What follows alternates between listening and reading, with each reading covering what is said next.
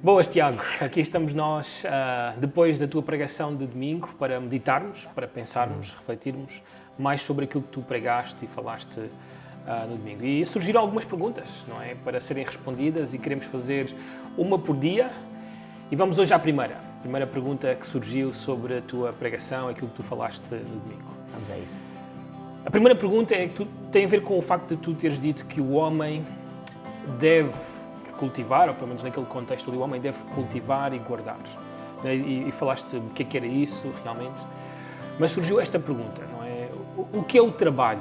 O que é realmente o trabalho, segundo as Escrituras ou segundo a cosmovisão bíblica? Bem, isso tudo começa primeiro como Deus criou o homem e a mulher, não é? Ele imprime, por exemplo, em Gênesis capítulo 1, versículos 26 e 27, nós vemos isso. Deus pensando em criar o homem, então ele cria o homem e ele imprime no homem e na mulher, neste momento, imagem e semelhança. A sua imagem e semelhança. Então, a partir daquele momento, qualquer coisa que o homem ou a mulher possa fazer, vai trazer, vai imprimir, vai levar, não é? Esta imagem de glória de Deus com a sua imagem e semelhança.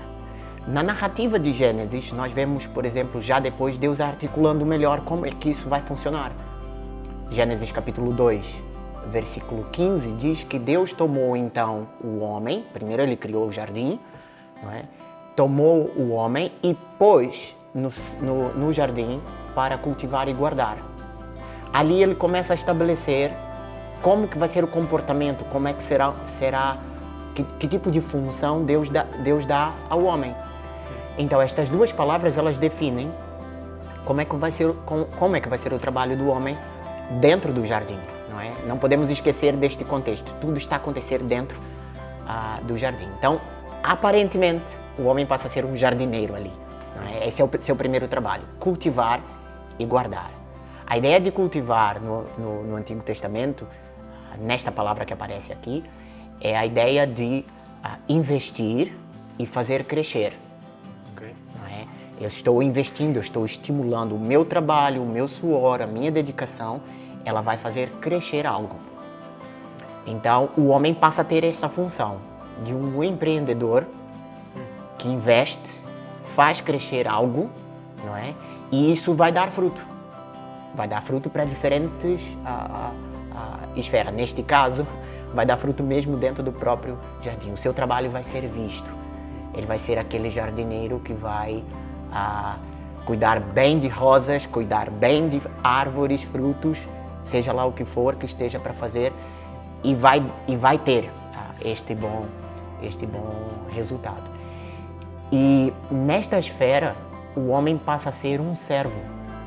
Ele está servindo a Deus. Ele está usando a imagem e semelhança de Deus que foi posta para a glória de Deus. Então ele está adorando a Deus fazendo esse trabalho. Deus lhe deu essa função. Nós podemos dizer, literalmente, trabalho é uma adoração a Deus, é um serviço a Deus. Por completo. Tem que atingir esse alvo. Se não atinge esse alvo, o trabalho passa a ser algo única e exclusivamente para prazer do homem. Não é? E aqui eu começo a distorcer um pouco, porque então eu vou começar a fazer as coisas segundo o que é para mim e não para os outros. Não é? O homem foi criado, foi-lhe dada esta função e só estava ele no jardim. Então só existe um propósito aqui, fazer algo para Deus, não para ele. Não é? Ele era um servo que fazia algo para alguém e este alguém é a pessoa de Deus. Então este princípio ele precisa continuar a existir. Não é? Este trabalho de serviço. E uma forma de selar também este ensino é como o Senhor Jesus também viveu. Esta é a forma de trabalho, não é? Por exemplo, em João, capítulo 17, o Senhor Jesus diz,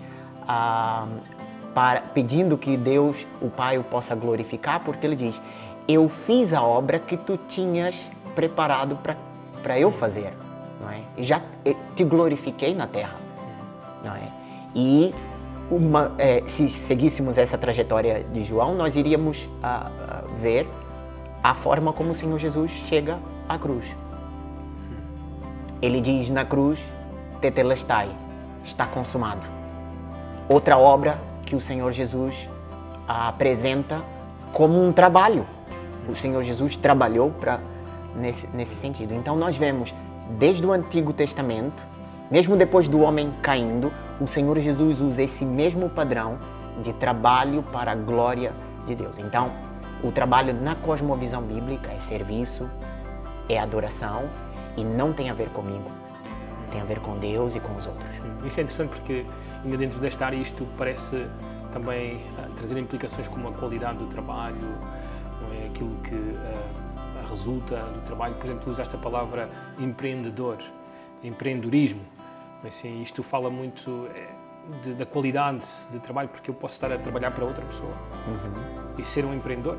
Exatamente. Assim, Exatamente. Ou seja, fala muito da forma como eu vou trabalhar para Deus e para os outros. Sim. E aí está um perigo, porque eu olho para o meu patrão e como ele é uma pessoa cheia de falhas, ele não é digno da minha excelência. Exato. Então eu estou trabalhando para o patrão errado.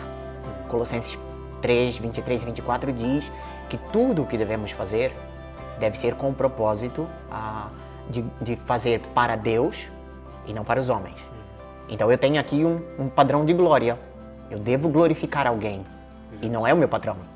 Ainda que ele tenha falhas, e eu também tenho falhas, eu estou na mesma condição que ele. Ele tem falhas como administrador e eu tenho falhas como servo. Se formos ficar nesta esfera, ninguém vai fazer o seu trabalho. Não é? Então, o padrão de Deus aqui, ele vem como um alvo para tirar o centro do homem e pôr o centro em Deus. Então, o meu trabalho, ainda que seja numa esfera pecaminosa, ele deve ser feito para a glória de Deus. Ainda que eu não goste muito do trabalho, ainda que os meus colegas de trabalho não sejam os melhores, o meu patrão não seja o melhor, esta é a esfera. Eu devo fazê-lo para Deus.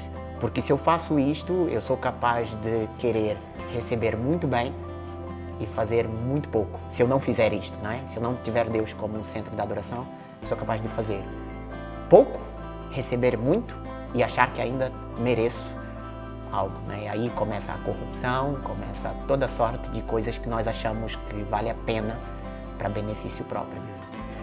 Foi interessante porque tu explicaste mesmo que a palavra cultivar, ela implica todas essas coisas. Não é? Investimento, empreendedorismo, excelência, assim, aquilo que nós vamos fazer para Deus. Então, realmente, devemos procurar fazer um trabalho que honre e glorifique o nosso Deus. Somos chamados a isso, sim. Sim. Somos chamados. Então esta é a nossa primeira pergunta para que lá em casa possam meditar sobre esta área do trabalho e como estão a desempenhar o trabalho para Deus e para os outros.